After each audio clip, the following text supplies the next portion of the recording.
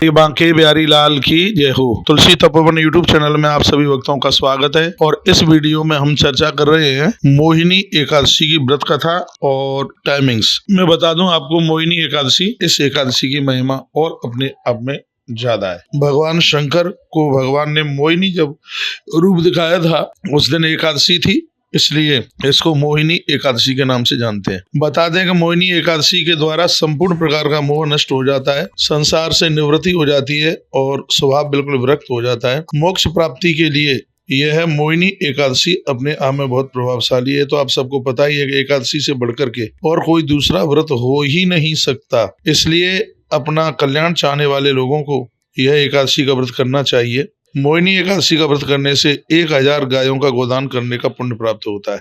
मोहिनी एकादशी की व्रत कथा आप सुन लीजिए। मोहिनी एकादशी का व्रत अतिशय महत्वपूर्ण है।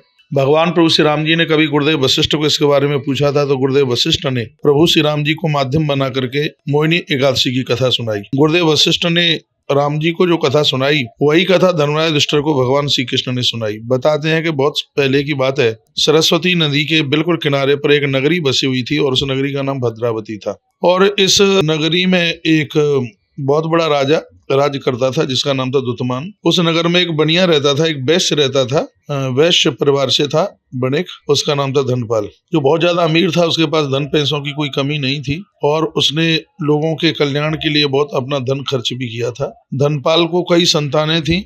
उनका जो एक लड़का था वो गलत रास्ते पर चला गया था, भटक गया था और पराई नारियों के साथ में वह जुड़ चुका था। बहुत अपराध हो रहा था उसके द्वारा। उसकी इन हरकतों को देख करके पिता इतना परेशान था तो उस पिता ने, धनपाल ने इस बच्चे को घर से बाहर निकाल दिया। धनपाल ने इसको घर से बाहर निकाल दिया और तो चोरी करने लगा।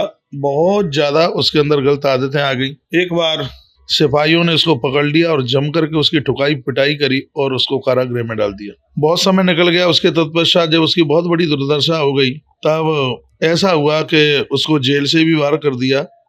जंगल में पशु पक्षियों को मार करके वो अपना पेट भरने लगा। इतना ज्यादा परेशान था कि वो आत्महत्या करने को चला, नदी के किनारे जा रहा था। तो उधर से कौटिन्य नाम के महात्मा स्नान करके आ रहे थे, गंगा स्नान करके आ रहे थे और रास्ते में क्या हुआ, तो उन महात्मा की धोती के छींटे कहीं इसके ऊपर पड़ गए और उसको पड़ते ही इसकी बुद्धि बदल गई और ये साधु के चरणों में गिर पड़ा। महात्मा कौटिन्य के चरणों में वंदन प्रणाम करता हुए कहने लगा, गुरुदेव कैसे भी मेरा कल्याण कीजिए, मेरा कैसे भी उद्धार कर दीजिए। तब महात्मा कौटिन्य ने उसको मोहिनी एकादशी का व्रत करने के लिए कहा और इसने मोहिनी एकादशी का व्रत किया और उस व्रत का इतना बड़ा प्रभाव था कि इसके संपूर्ण पाप जल करके राख हो गए और अंत में भगवान के विमान पर बैठ करके ये भगवान के धाम को चला गया। तो सजग समझदार लोगों को एकादशी का व्रत करना चाहिए। एकादशी के व्रत में भी मोहिनी एकादशी का व्रत है, वो बड़े व्रतों में है। इसकी पूजा की विधि में आपको बता देता हूँ। सुबह भोर में जल्दी जागिए, अपनी बाल्टी में गंगाजल डाल करके खुद स्नान कीजिए और भगवान विष्णु या सालग्राम का आप अभिषेक शंख में भर करके गंगाजल से कीजिए।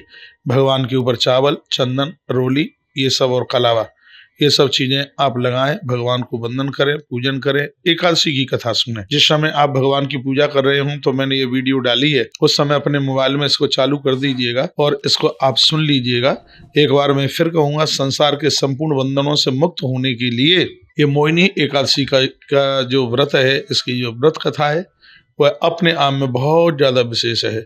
इसमें भगवान सालग्राम को तुलसी पत्र चढ़ाने की बहुत बड़ी महिमा है। तो आपसे यदि व्यवस्था बन जाए तो आप तुलसी पत्र भी चढ़ाइए और इस व्रत को बहुत आनंद पूर्वक कीजिएगा। आपसे हो जाए तो एक बार फलयार लेकर के इस व्रत को करें। दिन में जल वगैरह पीते रहें। एक बार फलयार लेकर के यदि 11 का व्रत किया जाता है तो उस व्रत की बहुत ज्यादा अपने आप में, बहुत ही ज्यादा अपने आप में उसकी महिमा है। तो ये जो मैंने आपको मोहिनी एकादशी के बारे में, बहुत बहुत धन्यवाद आपका वीडियो को पूरा सुनने के लिए। इन्हीं शब्दों के साथ जय श्री कृष्ण, जय श्री राम, जय गौ माता, जय राधे श्याम।